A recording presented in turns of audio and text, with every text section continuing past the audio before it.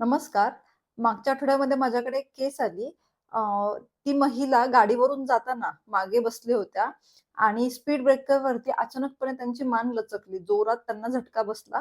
तेव्हापासून त्यांचं मान दुखत होती. ही गोष्ट 7 दिवसांपासून घडली आणि तेव्हा त्यांनी बऱ्याच 2-3 डॉक्टरांकडे दाखवलं. त्याच्यावरती उपचार घेतले, परंतु त्यांना काही फरक पडला नाही. त्यानंतर त्यांना कुणी सांगितलं रँडम आपल्या क्लिनिकमधले आधी आलेले पेशंट्स होते त्यांच्याकडून त्यांना कळालं. त्या आपल्याकडे आल्या. आल्यानंतर त्या ही सगळी हिस्ट्री मला सांगत असताना मी एक गोष्ट ऑब्झर्व्ह केली, की त्या बोलताना त्यांचे जे ओठ आहे उजव्या बाजूचा, तो थोडासा तिरका होतोय. तो प्रॉपरली मूव्ह होत नाहीये. दुसरी गोष्ट म्हणजे त्यांचे वरचा ओठ सुद्धा थोडासा फुलतोय आणि जीभ व्यवस्थित मूव्हमेंट होत नाहीये.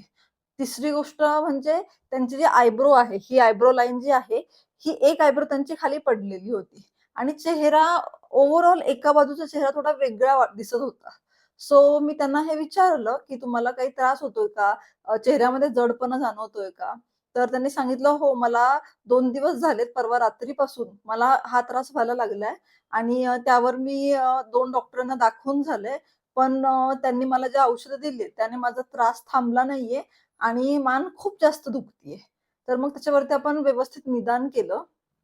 प्रॉपर एक्झामिनेशन केल्यानंतर ही गोष्ट लक्षात आली, की त्यांना फेशियल पॅरालिसिस आहे. आणि त्याच्यावरती मी त्यांना सगळ्या गोष्टी डिटेलमध्ये समजवायला सुरुवात केली, की नक्की हे काय झालंय? हा काय प्रकार असतो? याच्यामध्ये काय घडतं? आणि हे बोलत असताना मी पटकन त्यांना सांगितलं, की नॉर्मली हे इअर इन्फेक्शनमुळे होतं. आपली ही जी फेशियल नर्व्ह ही ॲक्चुअली क्रेनियल नर्व्ह असते. क्रेनियल नर्व्ह म्हणजे ज्या नसा आपल्या स्पायनल कॉर्डमधून न येता आपल्या ब्रेनपासून डायरेक्ट कनेक्शन्स असतात. त्याला क्रेनियल नर्व्हज असं म्हणतात. आणि ते ब्रेनपासून बॅक साइडनी येते कानाच्या आतल्या बाजूने इथं येऊन त्याचे असे 5 भाग होतात. अशा प्रकारे, अशा प्रकारे आणि ती अशा आपल्या अर्ध्या फेसला, फेशियल मसल्सला नर्व्ह सप्लाय करते. सेम या बाजूला सुद्धा असं असतं. तर त्या नसाचं त्यांचं इन्फ्लमेशन झालंय, काहीतरी इन्फेक्शन झालं आहे आणि त्यामुळे तुम्हाला असं सगळं घडलंय. सो त्यांचं शेवटपर्यंत एकाच गोष्टीवर त्या स्टक होत्या, की मला मान दुखत होती, मला झटका लागला होता स्पीड ब्रेकरवरती गाडी आदळल्यामुळे आणि त्याच्यानंतरच हे सगळं सुरू झालंय. सो ही एक पॉसिबिलिटी डेफिनेटली असू शकते. कधी-कधी तिथल्या मसल्समध्ये स्पाझम क्रिएट झाला, टाईटनेस क्रिएट झाला, त्याच्यामुळे ब्लड फ्लो जर स्लो झाला, कुठले स्ट्रक्चर्स नर्व्हज वगैरे जर कुठल्या स्ट्रक्चर्स वरती प्रेशर क्रिएट झालं, तरी देखील असे सिम्प्टम्स 100% दिसू शकतात. हे आहे. सो मी त्या गोष्टीवरती त्या पॉइंट ऑफ व्ह्यूने त्यांची केस सॉल्व्ह करत होते. एंड देन लेटर ऑनवर्ड्स मी बोलता-बोलता त्यांना सांगितलं, की नॉर्मली नेक म्हणजे नेकचं तर हे फार रेअर आहे. असं होऊ शकतं, पण ह्याच्यामुळेच होईल अशी शक्यता मला फार कमी वाटतीये.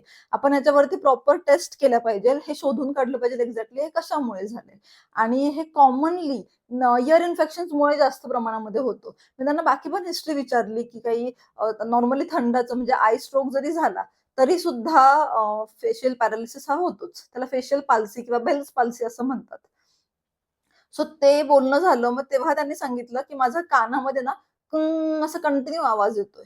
सो हा कधीपासून येतोय? हे सगळं विचारल्यानंतर त्यांनी सांगितलं 1.5 महिन्यापूर्वी मी कान साफ करत होते. आपले इअरबड्स असतात. इअरबड्सला नॉर्मली जे इअरमध्ये येणारं जे वॅक्स असतं, जी आपण मळ म्हणतो. सो तो त्या साफ करत होत्या आणि तेव्हा अचानकपणे त्यांच्याकडून थोडंसं आतमध्ये हाताची कंट्रोल सुटल्यामुळे चुकून थोडंसं आतमध्ये गेलं आणि त्यांना ते दुखलं. त्याच्यानंतर त्यांच्या कानामध्ये आवाज यायला सुरुवात झाली. आधी दुखत होता कान, तो एक 4-5 दिवसामध्ये थांबला दुखायचा आणि मग असा कंटिन्यू आवाज यायला लागला. आणि एक्झॅक्टली हीच गोष्ट मला क्लिक झाली, की हे त्यांना इअर इन्फेक्शन झाले आणि त्यामुळेच त्यांना हा त्रास आहे. मग लेटर ऑनवर्ड्स प्रोटोकॉल वाईज मी त्यांना न्यूरोलॉजिस्टकडे सजेस्ट केलं जाण्यासाठी त्यांची इमिडिएट ट्रीटमेंट आपण सुरू केली.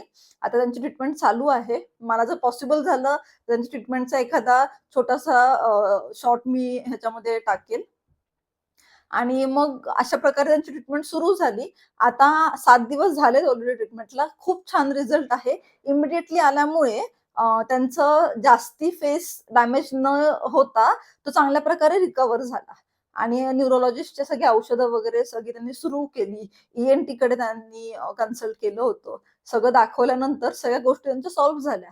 पण सांगायचं तात्पर्य हे ॲक्चुअली ही केस डिस्कस करण्यामागचं कारण हे होतं, की आपण सगळ्याच जणांना आपल्याला सवय असते. आपण कानातली घाण जी आहे, ही घरच्या घरी साफ करतो. इयरबड्स वापरतो. हे फार चुकीचं आणि अत्यंत धोकादायक आहे. दर 3 महिन्यानंतर ई-एन-टीकडे जाऊन आपले कानामधला जे वॅक्स असतो, जो मळ असतो, तो आपण साफ करून घेतला पाहिजे. 3 महिन्यांनी किंवा 4 महिन्यांनी ही गोष्ट आपण एव्हरी इयर केलीच पाहिजे. एव्हरी 4 मंथ्स लेटर हे आपण क्लीन करणं गरजेचं आहे. घरी न करता ई-एन-टीकडे जाऊन प्रॉपर त्याचं क्लीनिंग करणं गरजेचं आहे. तर अशा प्रकारे तुम्ही देखील तुमचा कान साफ करण्यासाठी इयरबड्सचा वापर करत असाल. भरपूर वर्षांपासून करताय, तुम्ही फाईन आहात, सगळं मान्य आहे. पण कधीतरी असं होऊ शकतं, जसं ह्यांच्या बाबतीमध्ये घडलं, की पटकन हाताचा कंट्रोल सुटला, जी मूव्हमेंट चालू होती, त्यामध्ये पटकन जर्क बसला, काहीतरी झालं आपल्या नकळतपणे आणि त्याचा त्रास एवढा मोठा होऊ शकतो. ही गोष्ट त्यांच्या पटकन लक्षात आल्यामुळे लवकर निदान झालं आणि त्यांची ट्रीटमेंट लवकर सुरू करून त्यांना रिझल्ट छान मिळाला. पण असे भरपूर पेशंट असतात ज्यांना 15-20 दिवस हे काय घडलंय हे शोधण्यामध्ये जातात. एक्झॅक्टली कुठल्या डॉक्टरांकडे जायचं, काय करायचं हे कळत नाही. दुसरी गोष्ट म्हणजे आता फेशियल पाल्सीबद्दल सांगते. फेशियल पाल्सी हे नॉर्मली जास्त थंड जर हवा लागली तर म्हणजे नसेला जी नव असते फेशियल नर्व्ह त्याला इन्फेक्शन कशा-कशामुळे होऊ शकतं.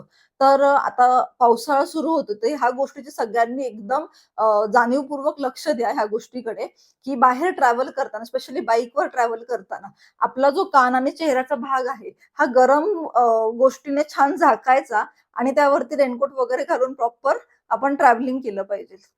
थंड असेल, थंड वारं असेल, तर कानामध्ये कायम कापूस ठेवणं गरजेचं आहे. जे लोकं बाईकवरून ट्रॅव्हल करतात स्पेशली त्या लोकांसाठी. काही ट्रेनमध्ये ट्रॅव्हल करत असतील, खिडकीमध्ये बसायची सवय असेल, ते गार वारं लागून आपल्या इकडच्या नर्व्हजला डॅमेज होऊ शकतं. त्यामुळे अशा प्रकारचं पॅरालिसिस होऊ शकतो. माझ्याकडे 4 महिन्यांपूर्वी केस आली होती.